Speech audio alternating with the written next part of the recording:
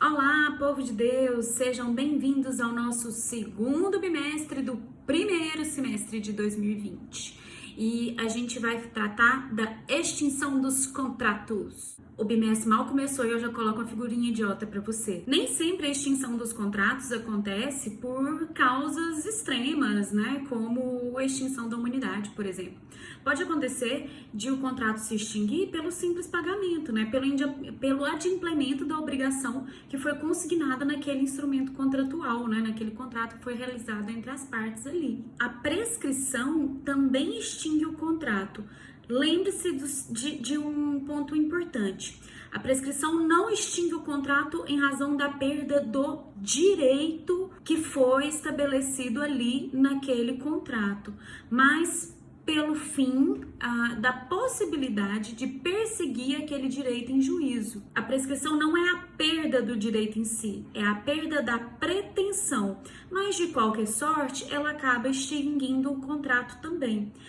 Isso, obviamente, não impede que a pessoa que queira adimplir o faça voluntariamente, mas, em regra, de acordo com a nossa doutrina, a prescrição também é uma forma de extinção dos contratos. Outras possibilidades de extinção dos contratos têm relação com a extinção da própria obrigação. E a gente já trabalhou com isso quando a gente discutiu o direito das obrigações. É o caso, por exemplo, da novação. Lembre-se você que a novação acontece quando você substitui uma dívida por outra. Você cria uma nova dívida. A novação, então, extingue um contrato e inicia um novo. Os casos de remissão são aqueles em que a gente realiza o perdão de uma dívida ou de uma obrigação. Então, com o perdão, acaba a obrigação, acaba o contrato, acaba tudo também. Quando a doutrina trata da conversão substancial do negócio jurídico, ela quer dizer daquelas hipóteses em que se tem um contrato inicialmente nulo, né, com nulidade absoluta, por exemplo, você fez um contrato com um absolutamente incapaz. O seu negócio jurídico, nesse caso, e o seu contrato, obviamente, serão nulos. Mas aí, depois de passado algum tempo, enfim, você resolve fazer um novo contrato, às vezes com aquela mesma pessoa, legitimamente representada no momento da nova contratação. Então, você converte substancialmente o negócio jurídico, né? A obrigação, enfim, você faz um novo contrato e em razão daquele contrato anterior que você tinha feito ser nulo. No caso de negócios jurídicos que envolvam obrigações personalíssimas, que só podem ser realizadas por determinada pessoa, por determinado indivíduo, a morte desse indivíduo também pode extinguir a obrigação. Então, num contrato de prestação de serviço que você faça para realizar uma obra de arte, por exemplo, e que a pessoa do artista era parte importante da substância do seu negócio. Aí, nesse caso, com a morte, conclui-se a obrigação. Até porque, né, o artista não vai voltar da cova para fazer a obra de arte lá para você só porque ele assinou um contrato. As três hipóteses seguintes de extinção do contrato que são relacionadas pelos estudiosos são a rescisão, a resilição e a resolução. Essas três são novas, todas as outras a gente já viu, tá? E nós vamos começar hoje pela rescisão. Eu vou te pedir muita calma, porque nós precisamos tratar desse assunto com algum vagar, porque os conceitos são similares e você precisa de um tempo para digerir isso que a gente está trazendo para você, tá? Então calma, sossegue esse coração afoito, não entrarás em pânico, vai dar tudo certo. Ninguém discute que a rescisão seja uma forma de desfazimento do vínculo contratual. Mas nós temos um problema na doutrina com o conceito de rescisão. Será que a rescisão ela é o desfazimento contemporâneo à formação do contrato? Ou seja, você está no processo de formação do contrato e aí você tem um problema? Ou a rescisão acontece depois do contrato formado, no momento do adimplemento ou inadimplemento? Então, o contrato está correndo, já está tudo certinho, está em fase de cumprimento e aí você tem um problema posterior a isso, né? Um bem que é problemático ou, não sei, tá? O que pode acontecer? Dependendo do tipo de problema que se tem, do momento em que isso ocorre, a doutrina vai classificando esses conceitos em rescisão, resolução ou resilição. O posicionamento majoritário entende que a rescisão é uma forma de resolução do contrato. Por quê? Ela depende do descumprimento culposo da obrigação, somado, acrescido de um provimento jurisdicional, ou seja, você tem que entrar na justiça para falar, descumpriu a obrigação que estava consignada no contrato.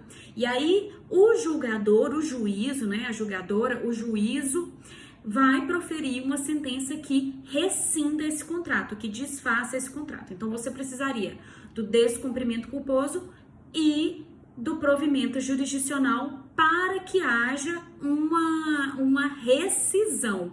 Mas como é posterior à formação do contrato, né? Tanto que você tem um processo judicial todinho antes da rescisão, como é posterior, é uma forma de resolução. O Flávio Tartucci, que é um autor contemporâneo muito importante, né? Muito citado e muito cobrado, inclusive em concursos públicos, já entende que rescisão é gênero do qual são espécies a resolução e a resilição. Então, rescisão seria o nome da forma de extinção do contrato, é o nome do grupo. E aí, dentro desse grupo, você tem resilição e resolução. Outro posicionamento interessante também, que é de cunho, inclusive, histórico, que entende que a rescisão é a dissolução do contrato que acontece quando você tem hipóteses de lesão e estado de perigo.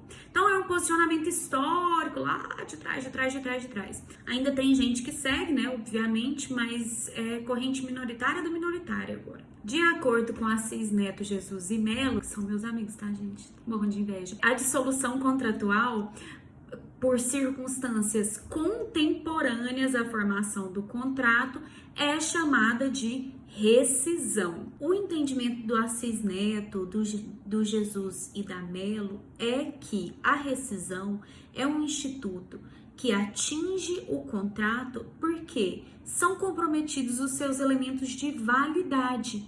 Então, um contrato é anulável, tá? Ele é passível de anulabilidade e quando isso ocorre, ele vai ser rescindido, tá? É a rescisão. E eles lembram de um ponto interessante. A rescisão do contrato não acontece em hipótese de contratos nulos. Os contratos nulos não podem produzir efeitos no mundo jurídico, né? Você lembra disso.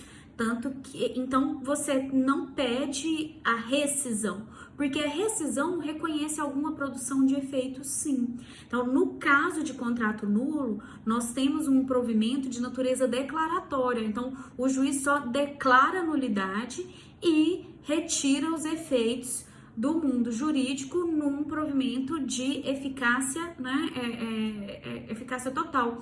A sentença é, inclusive, ex tunc, você lembra disso?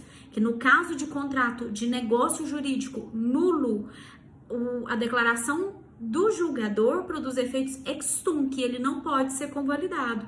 O contrato ou o negócio jurídico anulável, quando analisado pelo julgador, terá um provimento de natureza ex nunc. Então, a gente vai ver quais são os efeitos que vão ser produzidos da agora para frente, da agora para diante. O Tartucci entende que a rescisão é gênero do qual são espécies a resolução e a resilição, porque ora o legislador do Código Civil trata o instituto como sinônimo de resolução, ora como sinônimo de resilição. E ele apresenta, inclusive, 2 artigos para falar isso pra gente. Ele fala, olha, lá no artigo 455, se você ler com atenção, você vai perceber que ele fala de hipóteses que são posteriores à formação do contrato, né? Então, nesse caso do 455, seria a hipótese de resolução. Lá no 607, rescisão significa resilição, porque equivale ao direito potestativo do contratante de encerrar o contrato. E aí ele fala assim, olha, se o legislador usa o mesmo nome, ora como uma coisa, ora como outra, então só pode ser gênero do qual resilição e resolução são espécies, ué. E perceba, todos os dois têm muita razão, né? Eles faz sentido quando você analisa. Mas, prof, então se o Tartucci fala uma coisa e outra doutrina fala outra, o que eu tenho que pensar? Você não tem que pensar nada, você tem que saber que a diferença existe. Caso você queira aderir a uma das duas correntes de pensamento ou das 4 correntes de pensamento que nós temos, tudo bem, mas você precisa saber que a divergência existe, tá? Não precisa sofrer achando que a gente vai te crucificar porque você é um isentão e não escolheu a sua corrente ainda. Agora, uma coisa importante para você que gosta de mexer com concurso público é observar a banca que atua no seu concurso. Então, você vai pesquisar as questões que a banca daquele concurso que é o seu sonho realizou e tentar por elas identificar o posicionamento da banca. Esse é o seu. Depois, se você quiser escrever e discutir isso com detalhe, aí você é convidado a integrar a pesquisa científica. É para isso que nós servimos, para discutir esses conceitos com mais profundidade.